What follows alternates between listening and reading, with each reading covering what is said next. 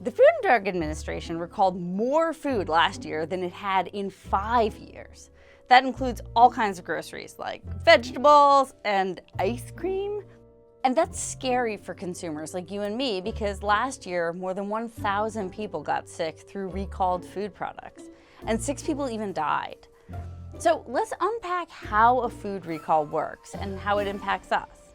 I'm Katie Notopoulos, and I cover business and culture. First off, there are 2 main organizations that regulate our food in the U.S.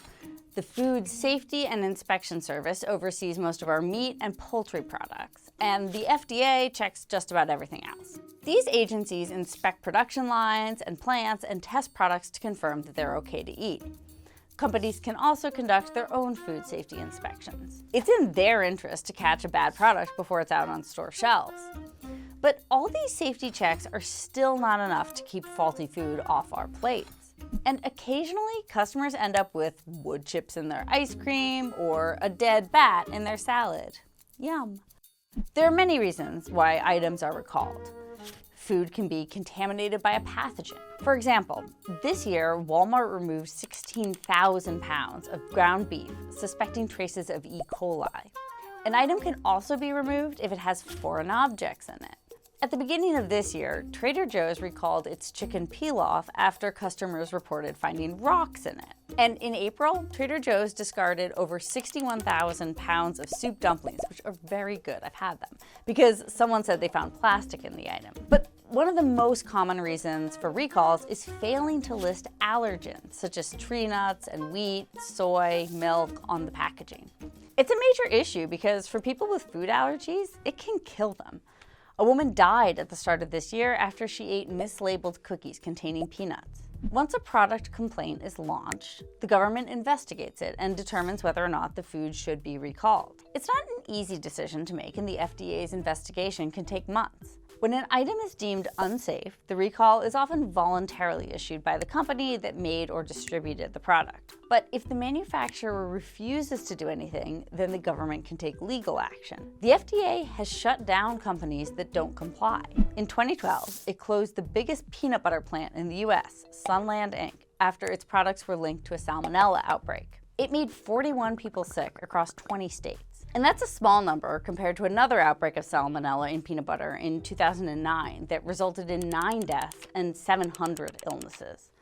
Whether a recall is mandated by the government or voluntarily done by the manufacturer, the next step in the process are to contact the press, warn the public, and reach out to stores to remove the item. But as you can imagine, the whole process is costly. Manufacturers have to pay stores for each product removed.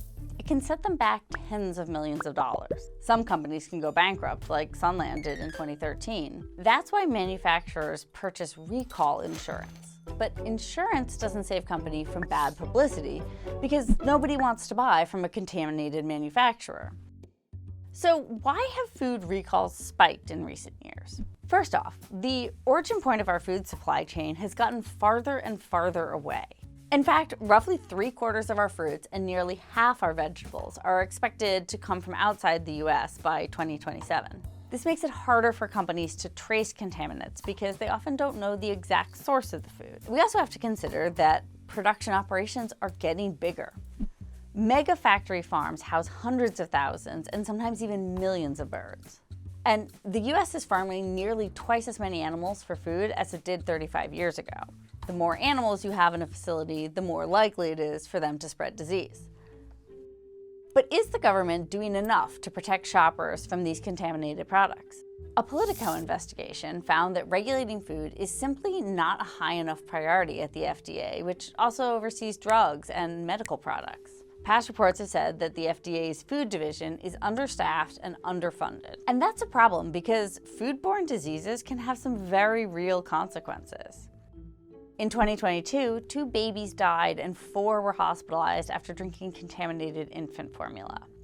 And it took the FDA and the formula maker 5 months after the first hospitalization to recall the product. FDA inspections are down too.